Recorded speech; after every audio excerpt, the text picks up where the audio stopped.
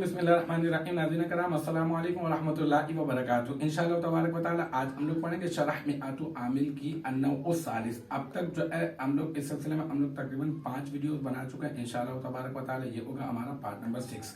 आज की हमारी इबारत है मिसलू मा ज़ैदुन काइमन। मैंने आपसे कहा था कि ये मा मारिफा पे भी दाखिल हो जाता है और नकीरा पे भी दाखिल हो जाता है, तो यहाँ पे मारिफा पे दाखिल होने की जो मिसाल है वो दी जा रही है। मिसलू मा ज़ैदुन काइमन। मिसलू तो आपको पता है, मिसलू और नाहवू जब भी कहीं पर आ जाते हैं तो ये मा बाद के लिए मुदाफ बनते हैं और मा कबल के लिए जो है ना वो मिसालुहु मुब्तदा मादूफ की खबर होते हैं। तो हम लोग कहते हैं कि मिसलू मुदाफ, ठीक है। फिर मा जो है ये मा, ये इसको कहते हैं कि मा मुशाबे बिलैस, ठीक है ना। ये मा वलन मुशब्बतानी बिलैसा वाला है, तो हम लोग कहते हैं कि मा मुशाबे बिलैस। और ज़ैदुन इसका इसम और काइमन इसकी खबर, ठीक है। काइमन को इस तरह से कर दें, काइमन सीगा वाहिद मुज़क्कर, इसमें फाइल, इसमें हुआ ज़मीर मरफू मुत्तसिल मुस्ततर राजे बसु है। मा का इसम, इसका फाइल, और फिर इसमें फाइल अपने फाइल से मिलकर शिब जुमला इसमिया होकर मा की बन गया खबर। फिर मा मुशाबे बिलैस अपने इसम और अपनी खबर से मिलकर जुमला इसमिया खबरिया होकर मिसलू का बन गया मुदाफिल है।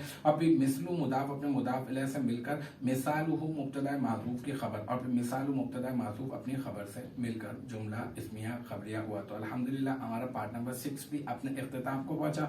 मुझे उम्मीद है कि यहाँ तक की जो बात है वो आपकी समझ में आ गई होगी। इंशाअल्लाह तबारक व तआला नेक्स्ट टाइम अगली वीडियो अगली क्लास के साथ मुलाकात होगी। जब तक आप अपना बहुत ख्याल रखिएगा।